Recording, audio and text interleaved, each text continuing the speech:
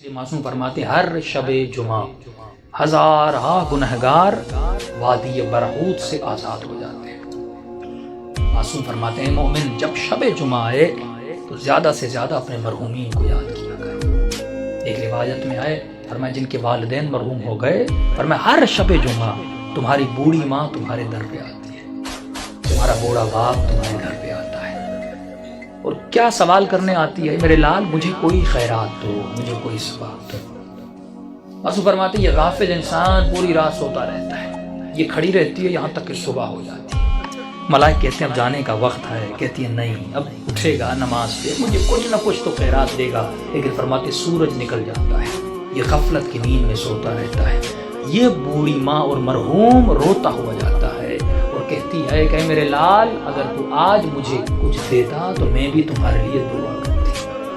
اور والدین وہ واحد وجود ہے پروردگار عالم نے جو بنایا ہے، مرنے کے بعد بھی ماں کی دعا بیٹے کے پہ قبول ہوتی ہے۔ یہاں تک فرمایا اگر پریشان ہو مصیبتوں میں ہو ماں کی قبر پہ چلے جاؤ، باپ کی قبر پہ چلے جاؤ، وہاں اس کے لیے کچھ مانگو اور دعا کرو، خدا اس کے صدقے میں، کیونکہ مرنے کے بعد بھی ماں بیٹے کی تکلیف کو دیکھنا پسند نہیں کرتی۔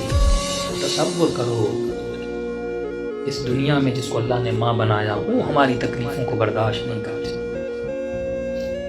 اور مولا علی فرماتے ہیں کہ میں تمہارے باپ سے بھی زیادہ تم سے محبت کرتا ہوں۔ جناب سیدہ فرماتی ہیں ہم تمہاری ماؤں سے زیادہ تم سے محبت کرتے ہیں۔ امام رضا فرماتا ہے مومن اگر امام سمجھ کے ہم سے باتیں نہیں کر سکتا تو باپ سمجھ کے باتیں کر، باپ سمجھ کے نہیں کر سکتا، بھائی سمجھ کے بات نہیں کر، بھائی سمجھ کے بات نہیں کر سکتا، یہاں تک فرمایا دوست سمجھ کے باتیں کر، کبھی ہم سے ناراض نہ ہوا کر۔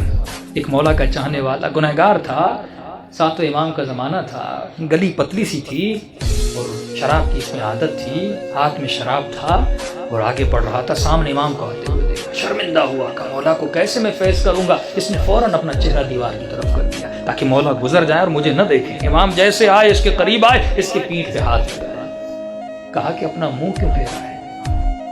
فوراً اس نے چہرہ امام کا، مولا میں نے دیکھا نہیں، بہانہ بنایا۔ تو امام نے کہا ہاتھ میں کیا ہے؟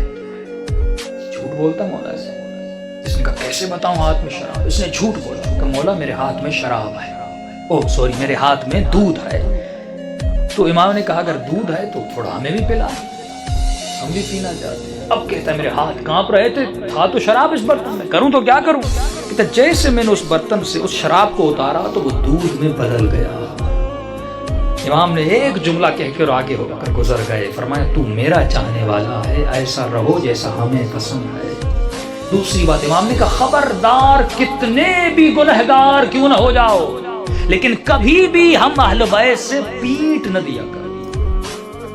یہ شیطانی وسوسہ ہوتا ہے، میں نے گناہ کیا، میں نے خطائیں کی، میں اتنے گنہگار ہوں، میں کیسے سجدہ کروں، میں کیسے نماز پڑھوں، میں کیسے علی سے گفتگو کروں، میں کیسے امام زمانہ سے باتیں کروں۔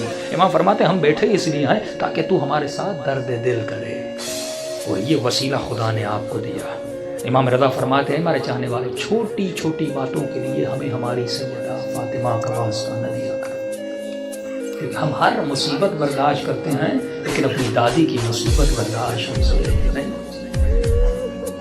گناہوں سے بڑی کوئی خطا نہیں، بے ادبی سے بڑی کوئی خطا نہیں۔ شب جمعہ ہے، توبہ کی رات ہے، گناہوں سے توبہ کی رات ہے۔ اپنے مرحومین کے لیے بھی دعا کریں، اپنے لیے بھی دعا کریں، اور دلوں کو بارگاہ اہل بیت میں لے جائیں تاکہ خدا ان ہستیوں کے صدقے میں ہم سب کے صغیرہ کبیرہ گناہ